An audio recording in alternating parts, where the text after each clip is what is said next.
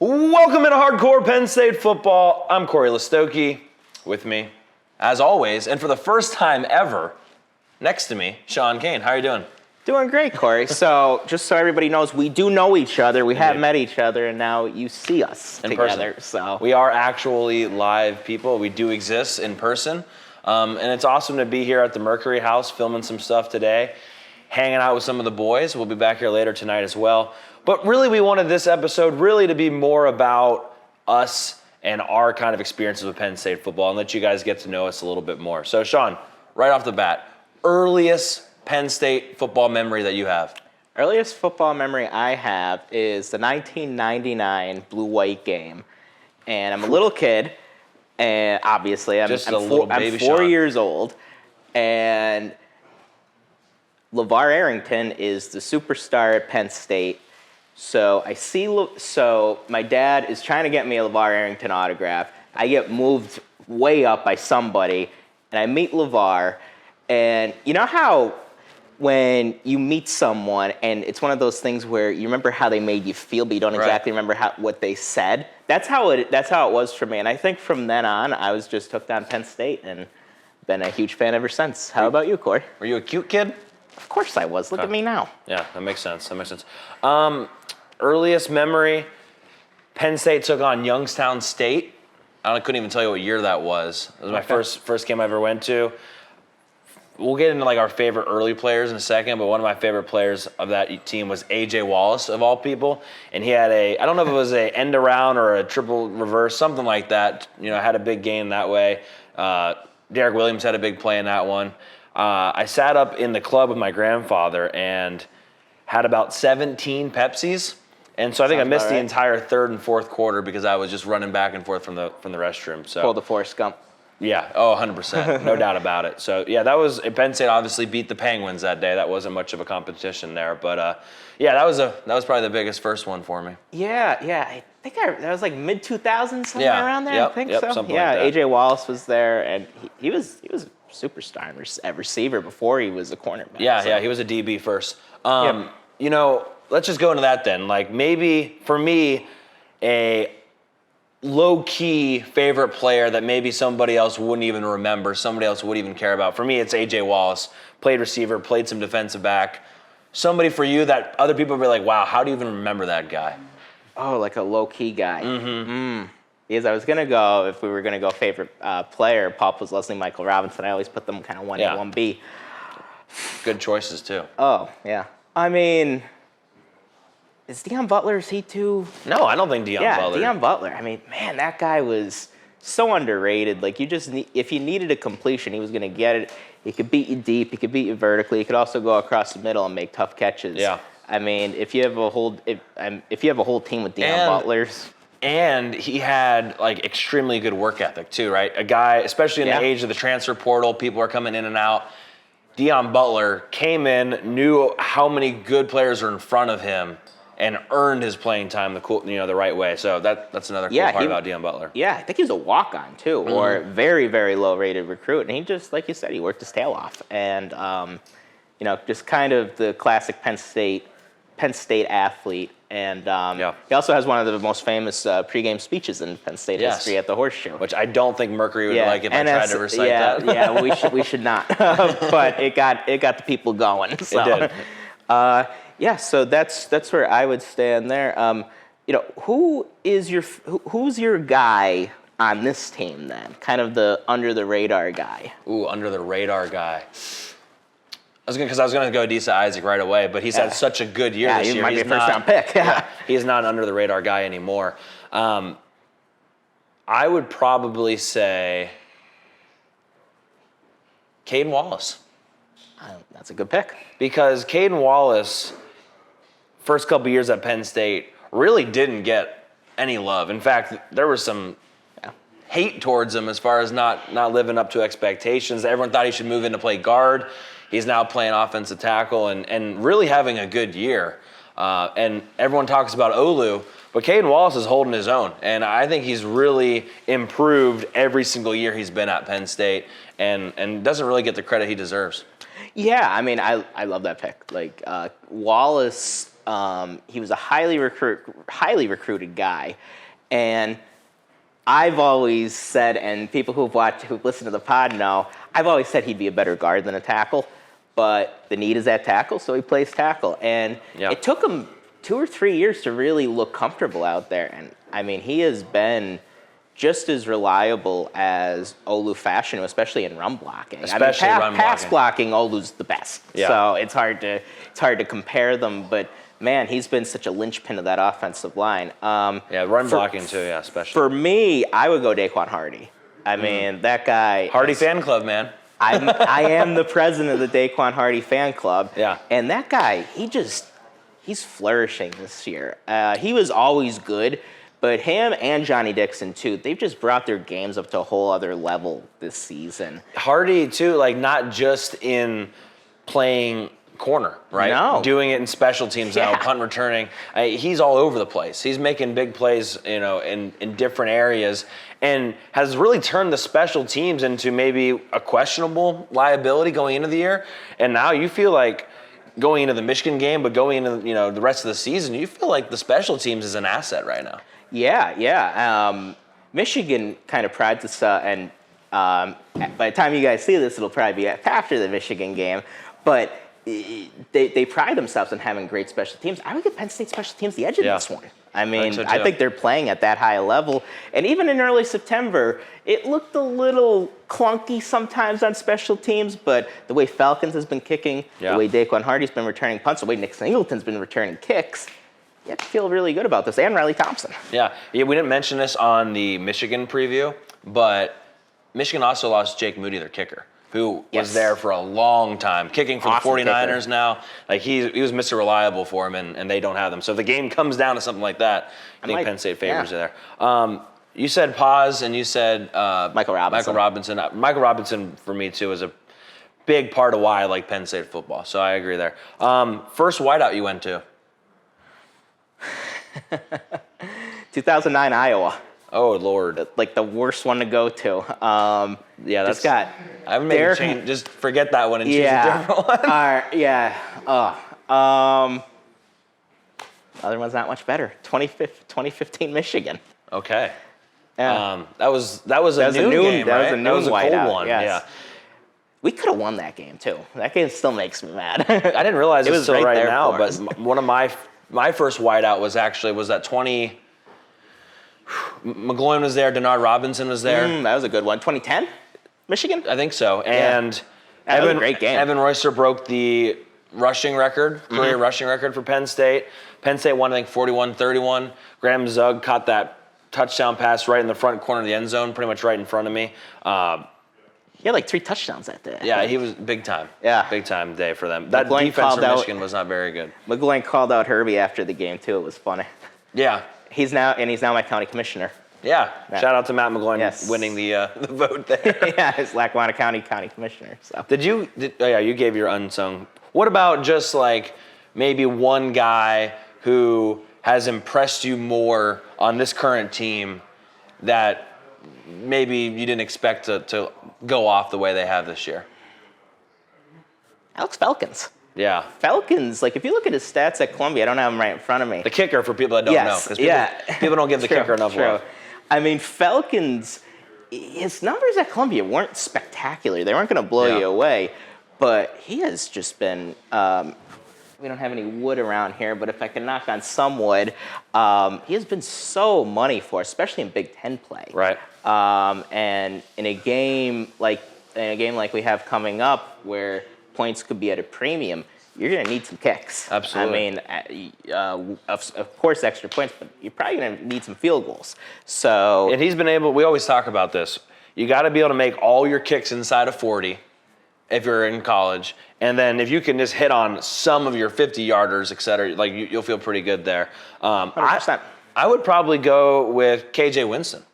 That's a good one. I mean, we thought going into the year he was going to play and maybe by the end of the year be the starter. If you look at the snap counts right now, KJ Winston is the starter at one of the safety spots. You can make the same argument for Jalen Reed. He's really come on too. But, I mean, Winston is, for a game like this against Michigan where you got to be tough and you got to be able to tackle, Winston's going to be asked to fill gaps and make plays in space. Yeah, I mean, he's next. Like, he is the next guy at Penn State, that next great safety. And he has just brought it. I also think going in, everybody knows Kane, Kobe King from Michigan. Jalen Reed's from Michigan, so I think he may have something to prove on Saturday. He's another guy that we really could have went with. And the Kings are from Michigan. The Kings are both from Michigan. Yep. So, Jalen Reed is another guy that we could have picked for under-the-radar guy. And I'll have a question for you that is going to be tougher and maybe one we didn't prepare for. But I think it's a good one for people to get to know us a little bit more. Not necessarily just this year, but for Penn State as a football program overall, what are your actual expectations? Like, where would you want Penn State to get to where you'd be like, I'm happy where Penn State's at? Big picture? Big picture. Okay. Well, I mean, you look at, I think when you answer a question like that, you have to keep a few things in mind. You have to keep what you want, and I think we would all want national championships every year. Right, every year, of course. Versus reality and what the university resources would make available to you. So I think a realistic expectation for Penn State long-term is to be able to compete with Ohio State, Michigan, not beat them every year. I think that's delusional. And now you have USC, Washington, Oregon coming in. Be able to beat those guys on a regular, semi-regular basis and be a top 10 program. I think there's no reason why Penn State can't be a top 10 program. And once in a while, when you get the right team, compete for a national championship. Yeah. I think that's reasonable. People always say, as far as like national championships go, you got to have a great team, but you also have to have a little bit of luck too. Things got to have to fall your way, not just the ball bouncing the right way, but who you face and when you face them and what those teams are too. You got to have it all fit together. Hey guys, we have some questions from fans here. It's nice to see other people aren't working. Question number 1. Who are your top 3 Penn State quarterbacks of all time? Let's do it from a favorite perspective, not from who you think necessarily is the best. All right. Well, God, if I'm going favorites, then it's guys I've seen. So we'll probably agree on number 1, Michael Robinson. We will, Michael Robinson. I'll go Trace McSorley, and I'll go Darrell Clark. I just think those guys, when you combine the success that they've had and just enjoying watching them on a week in, week out basis, I'd have to go with those 3, and in that order. What about you? Are we contractually obligated to say Hackenberg at number 2? No. Yeah, that's true. That's true. You know he's living in his house this weekend. Yeah, we can throw him in as an honorable mention. That's sure. Fair. HM. Well, freshman Hack, when he's not he's not getting attacked 24/7. Yeah, it tends to be easier to play quarterback when you're not getting rushed every second. Absolutely. I like the Darrell Clark pick. Because, again, Michael Robinson, Darrell Clark, to me, really got me into Penn State football, like solidified my fandom forever. Sean Clifford, of course. Of course, yes. I specifically, I won't throw you in that, but I specifically defended Clifford a lot last year. And again, he holds a lot of the records in Penn State's record books. I mean, he played here for like 8 years, but yes. Yeah. And doesn't probably get the credit he deserves. He does not. That I agree with. I think Penn State fans appreciate him a lot more this year, though, than they did. Absolutely. I think after that Ohio State game, they're like, yeah. In hindsight, I do appreciate him a lot more. In hindsight, it's always easier. What other ones did we have, Ben? Hold on. Do you appreciate Sean Clifford? Oh, yeah. Sean Clifford, for all his good and bad, he might give you some bad plays, but he was also going to give you some really good plays and give you some chances. What's up, everybody? If you are a college football fan like me, if you know a college football fan that's in your life, you need to go cop this shirt. New designs dropping all the time. It's the perfect gift with the holiday season coming around. If you don't have this thing, you're missing out. Great material, great fabric. I wear it all the time. Go get yours today. This is a question for Cory. Uh-oh. Cory, how do you know so much about breaking down game tape? Were you a coach in your prior life? Yes, I was reincarnated to become a hardcore Penn State football host. So I played football, obviously, in high school, which I don't think gives you that much credibility. But my senior year, I tore my shoulder labrum and wasn't able to play. And so I was the scout guy, basically. I was the Stallions of Michigan, but for my high school Were you team. stealing signs, going to I was games? trying to do everything. Okay. So did he.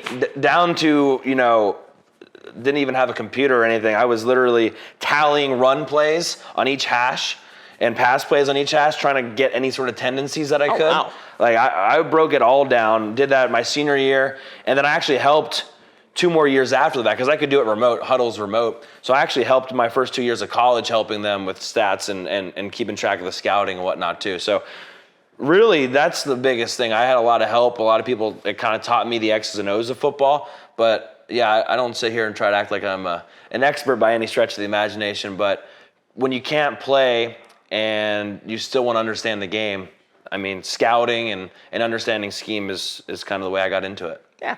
And I mean, it's just football. I mean, obviously coaches know a ton more than we do, but I mean, we're not building rockets here. We're not splitting the atom. You could look and see, okay, this looked good, this didn't look good. Yeah, people try to make football hard. At the end of the day, typically, it's a numbers game. A lot of times, yes. Yes, you can have Saquon Barkley's that ruin plays for opposing defenses. Most times, it is a numbers game.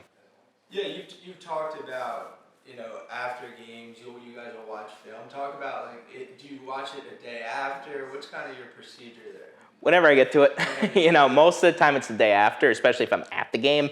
I'm not going to want to put it back on that night. I'll be watching other college games. Most of the time in the morning before the NFL.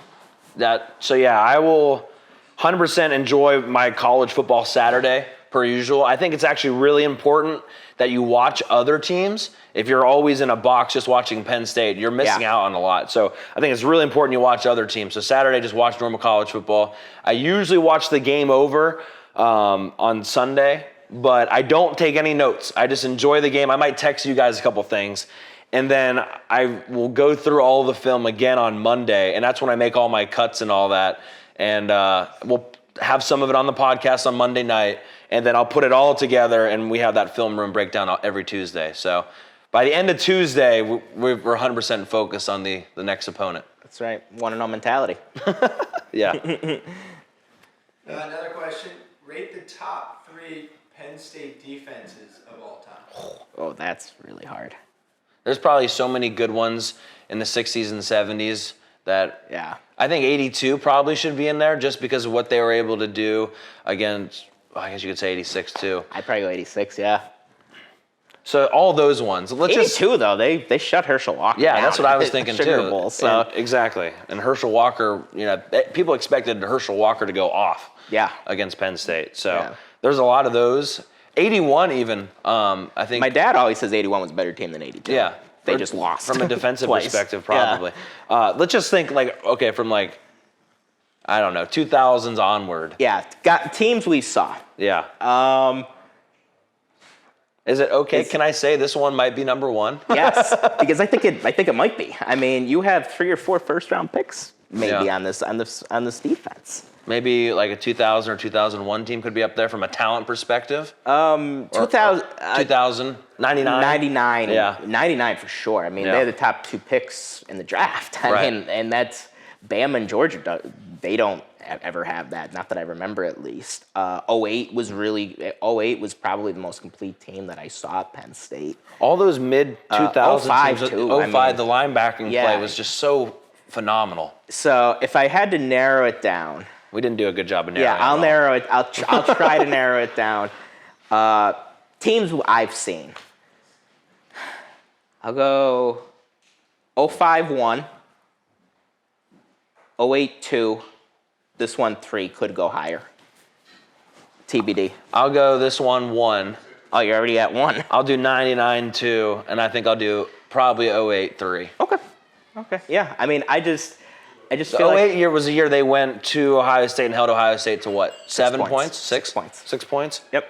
Yeah. How many teams go into Columbus, Ohio, and hold Ohio State in any year to 6 points? And this was a great defense, and we didn't do that. But that offense wasn't. That was a Jim Tressel style offense, and Jim Tressel won a lot of games, but it was basically a glorified Wisconsin with featuring Terrell Pryor. Yeah. Anything else? Yeah, this was a question asked last night to Hack and AB. Okay. Mm-hmm. But I'm curious to hear your guys' thoughts. The sign stealing gate right now. Is it a part of the game, or is it what Michigan's doing? Is it illegal in your guys' eyes? We just talked about that when we were just talking shop over there in the kitchen. I think everybody does something to get an advantage. Anything you can do. Now, do people cross that line from illegal and legal? Probably. But I think the difference here, from what I understand as of now, and I don't have all the information, obviously, I think what Michigan did was more extravagant and more organized, and that is the issue. If they truly had like a budget associated with this, and they were truly sending people to all different conferences and scouting all these different teams and even potential teams, that is way more than I think we've seen before. Now, I'm not inside of every college football program, but I'm guessing that's more than what a lot of other people do. Yeah. I mean, a couple things. Sign stealing, number one, is legal. You could steal signs. Now, you're not allowed to go to other places with, your iPhone and steal the signs that way. That is not allowed. And that's what Michigan did. And sometimes you hear Michigan fans try to conflate the two, but they are different. How much of an advantage? It's hard to really say, because this isn't something I've ever heard of happening before. So I disagree with people that say everybody does this. No, they don't all do this. No. But here's the thing about the advantage, like how much of it is. If it wasn't helping them from an advantage perspective, they wouldn't be doing it. They wouldn't be wasting the money. For 3 years? So there had to be some sort of thing. If you weren't getting anything out of it, maybe you'd do it like 2 or 3 weeks, but then be like, all right, this is dumb. It's not, this juice ain't worth, this juice ain't worth squeeze. I love that saying. But I would probably put it at 7 points, I think. There was a survey done by college football coaches, and the consensus was it gives you about a 7-point advantage. And we only lost by 4 to them in 2021, and I have thought, like, what if they didn't know our signs? Maybe we win that game. And that would have been a huge win for that team. Yeah. And changed everything. 2021 team is thought about completely differently, and we might even win our bowl game. Yeah, and, that changes the complexion for Michigan's program entirely. 100%, yeah, because they already lost to Michigan State that year, don't forget. So they would have been out of playoff contention, even if they beat Ohio State. Wouldn't have mattered. Good point. Anything else? Cory, your girlfriend just texted you and asked if she could have the leftovers from last night. What were Depends the on what leftovers? they were, right? We went to the field for the coach's I got radio a burger, show. Then. Oh. Did you get a hoagie? Because I love her, yes, but it was a steak sandwich, a ribeye steak sandwich. Okay. But yes, she can have it. Yep. She's allowed to have it? Yep, 100%. But it's fantastic. The steak sandwich there, they have a lot of good things there. I've never been to the field. Maybe I'll stop there for lunch today. It's good. They're big pretzels, fantastic. They have beer cheese, but they have this honey butter that's even better. So highly recommend going to the field. We actually got my brother works for Game Creek, and he does production truck stuff. And so we actually got a tour of Big Noon Kicks production truck, so we got to go in there and look around. And do you know where they're going to set up inside the stadium? Because I know they always move into the stadium during the I do show. not know where they are setting up. Because my tickets are right by Michigan's tunnel, so I'm wondering if they're going to be in the north end zone. I don't think they're going to put them in by the students section. Like on that concourse, you're thinking something like that? Yeah, I don't know. But it'd be more lively if they did it there. But like I could see Urban getting heckled kind of bad, and I could just see it going south. Yeah, no, I don't know what they're gonna do as far as that. I forgot they had to move inside at a certain point. Yeah, they do. So yeah, I don't know. You're right though. They might put it up on that concourse there. I think that's where game day. I think game day was there during the COVID year or something. I kind of forgot about all of that and where they used to go. Yeah, that's a good question though. Yeah. But yeah, no, the leftovers can be eaten. She just texted you again and said, T 3 minutes until I just take your answer as a yes. There you go. I'm surprised she asked, to be honest with you. So, yeah. So to piggyback off that, where is your guys' favorite place to eat in State College? Yeah, that's a tough one. There's so many good places. I'm gonna go with the Champs on Atherton, not where all the Gen Zers hang out at the downtown one. I'm talking about the Atherton, the OG one, and I sound like such a boomer right now, but I love that place. Have you ever been in the basement down there? I have not. And downtown Champs, it is cool. I'll say that. You can go down there. You can still rip a couple cigs down there and hang out with the locals. It's a really cool, like, low-key bar down there. I know. And now nobody's there ever. So. No, not really. Yeah. God, that is... Okay, easy answer, actually. And it's not technically in State College, but Kelly's in Boalsburg. Never heard of that. It is a steak and seafood place. Probably the best seafood you can get in the area. Yeah, because this place really isn't known for their fine dining. I don't know where they get the seafood from. Yeah. Actually, we just took my Gramps. We just went to the Carnegie Hotel, which I don't know if you've ever been there before. It's right there in Top Trees. Fancy, bougie. I mean, it was pretty nice, but like that's not really my payroll. Until Mercury starts paying us a little bit more than that, I don't think I'm gonna go to the Carnegie Hotel very often. Show us the money.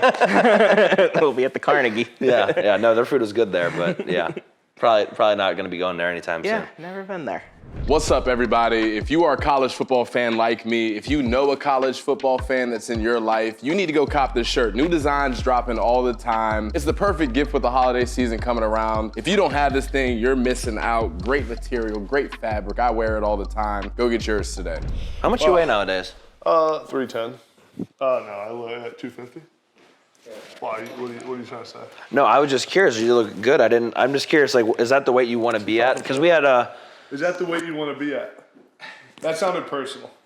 I was just curious. It was like, we were talking to Brendan last week on the pod, and, he thinned down. He looks fantastic, and he was an offensive lineman.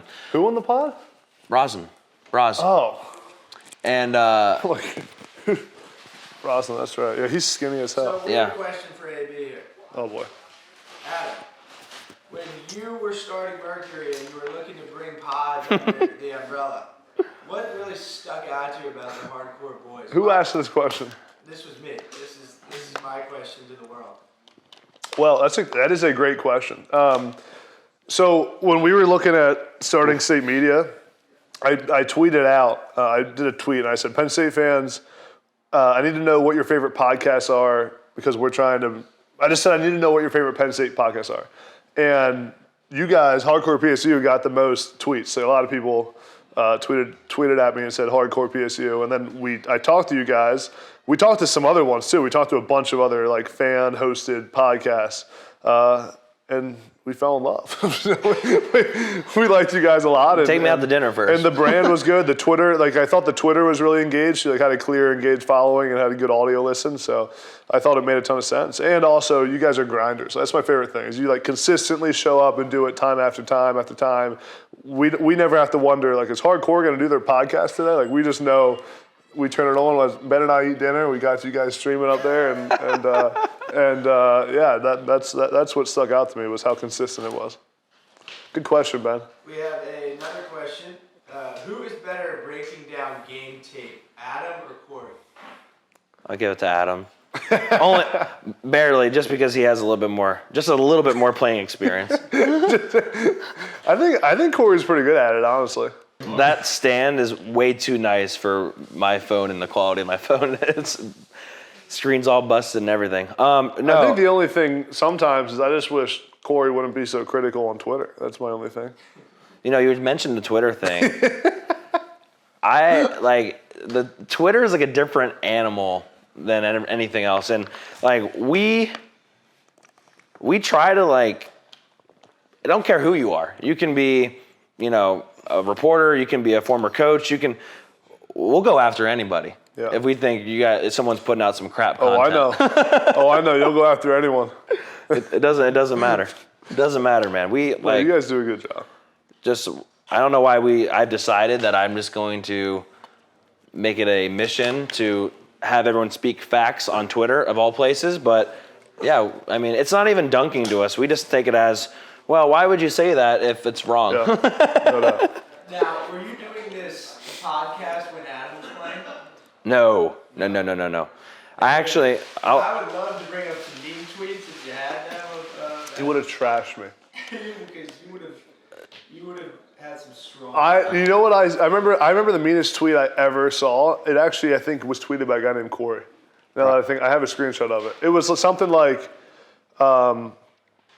wind is going to be at 12 miles per hour for kickoff. Breneman's chance of injury, 90%. That's pretty good. I'm telling you, you guys need to do on the lines then, do like a mean tweet segment. I think that'd be hilarious. I could have some great mean tweets. So you mentioned that the shoot, where was I going to that? What were we?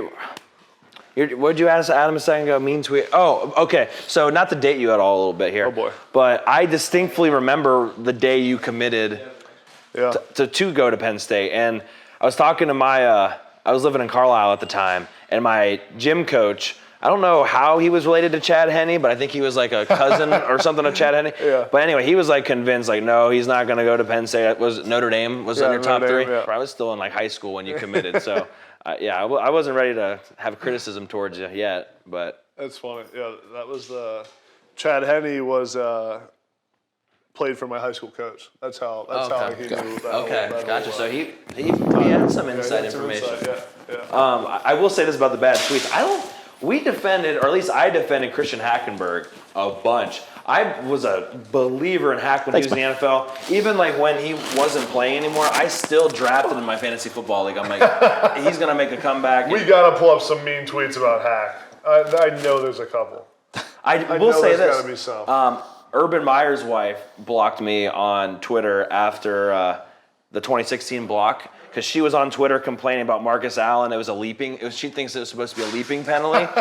And so we like went after her. And yeah, I think she blocked probably like 1,000 people that night. Yeah, I did not suffer the Shelley Meyer block. Shelley Meyer. I don't think I tweeted at her. Shelley, if you're watching this, I'm sorry. Give Shelley a break. Shelley might be there Saturday. Why is that? Urban's going to be there. Big noon. Oh, that's right. Yeah. I wonder if she travels to a lot of the games. I'm guessing she probably doesn't want to come back to State College and people would probably heckle her, yeah. Penn State fans, no chill. Like, they'll go after anybody. Nah. We know from you guys. We see it. How many times are you guys like, scratching your head like hardcore? Yeah, do you ever do it? No, I think I've only ever thought, like, what are they saying, like 2 times.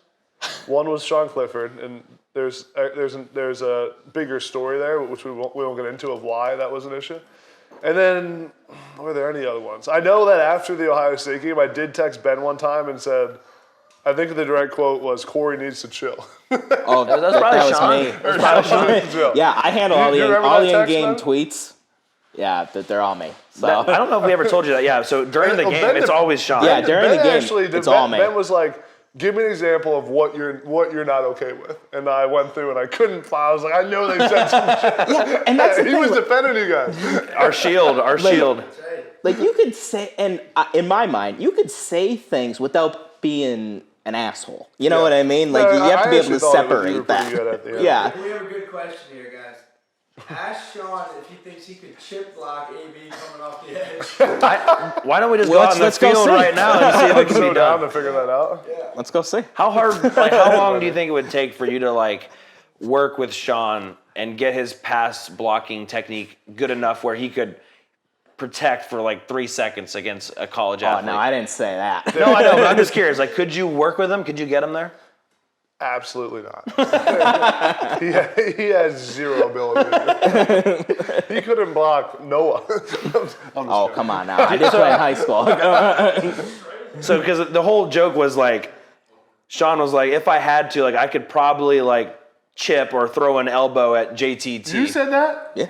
You wouldn't even get off the ball by the time he's past you. Well, okay, so the thing is, we said, the question was, what if you had to be in the game for one play against Ohio State, what position would you play? Oh, I saw this whole and it was have the least detrimental effect. Correct. Last ditch. Correct. This was a great debate. I want to hear your thoughts on this. Wait, say it again. What's the actual question? So the question was, if you had to go into the game for one play, how could you do the least amount of damage to your own team, basically? Okay. And Sean said running back, and it just be a quick slant to the receiver. And I said, what happens when it gets picked off? Because you're not going to be able to do anything. That I'm not going to tackle. So running back on a pass play. Okay. I said kicker, and I will kick the ball either out of bounds or on the ground, maybe get the onside kick. But it's not going to be returnable. Just kick it towards the sideline for better or worse. You are costing your team in that play, though. I think probably It is a like penalty. wide receiver on like an inside zone play would probably be the I least. thought about that, but the reason I didn't go with receiver is what if it's a long run and I have to make a block downfield? Yeah. Christian, what do you think? I think, like second to last on a PAT, you just step left and stand there. Yeah. Yeah. What if it has to be offense or defense? Well, I think that wasn't part of the question. That's fair. What's your favorite Christian Hackenberg memory? Oof.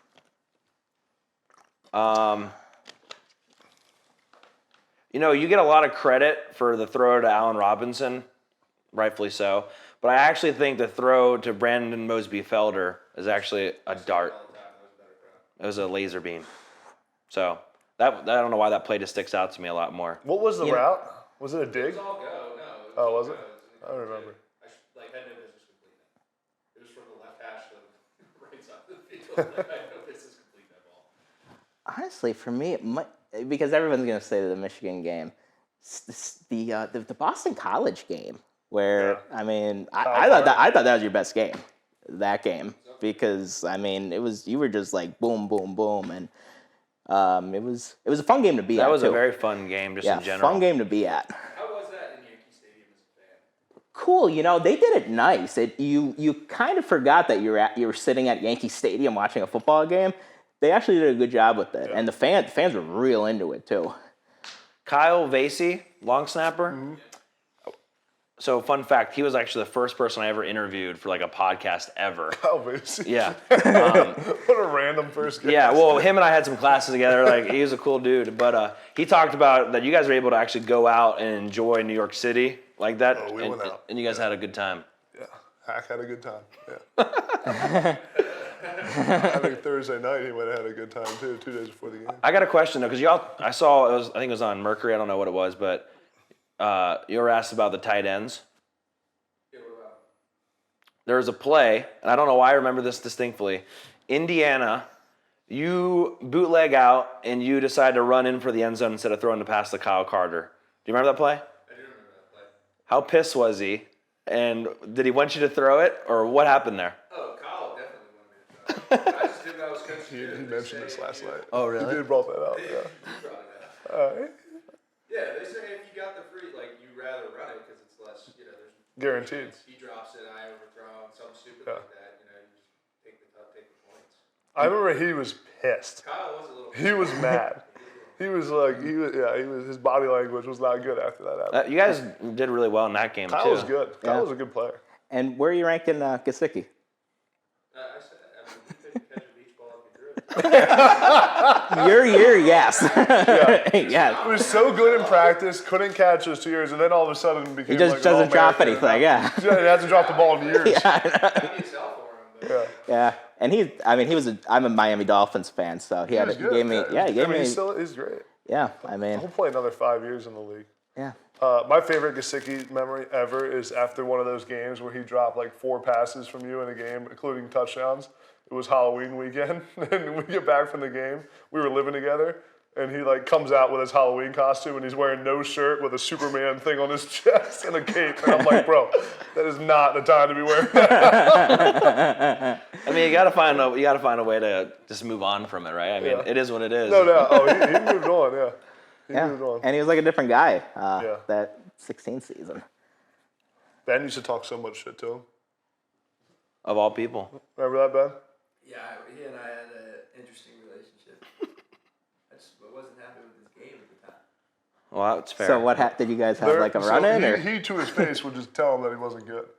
And now they've made up and they're boys. Ben and I were at his house when he moved it, got a new place in New Jersey, but What was his line to me when I showed up? I forget. It was beautiful. I forget what it was too. Who are your boys still that like from the Penn State football team that you like actually hang out There was with? a point where we went to Miami to see Mike, and Mike said to me, "If you're with Ben Kunkel, don't come." Oh, I remember. Oh, man. He looked at me when I pulled up. He goes, "I went from Butterfingers to 50 mil in the bank or something." Dang. Touche. That's funny as shit. he said he was going to pay for our dinner and forgot his wallet. That was the wild. I could tell the Gesicki stories forever. So was it a forgot or was it a? We go to get sushi and he's like, "Oh, I forgot my wallet." My favorite Gesicki story is we were here 2 years ago. He's in the NFL at this time. We go out to Permane Brothers for a night out. Next morning comes, we wake up, and he has a DM in his phone from the bartender at P-Man, and it says, "Oh my God, thank you so much for the $1,000 tip. Like, you changed my life. You just paid off my books and shit and things for the year." And Mike's like, "Dude, what? I did not tip this chick $1,000." And he's like reading it to me. And he's like, "Dude, I did not tip her $1,000. I'm like, "Well, you clearly did." He responds to her and says, "I meant to write 100, not 1,000," and goes back to P-Man and changed the tip. Changed it. Went back in the morning and changed it to $100.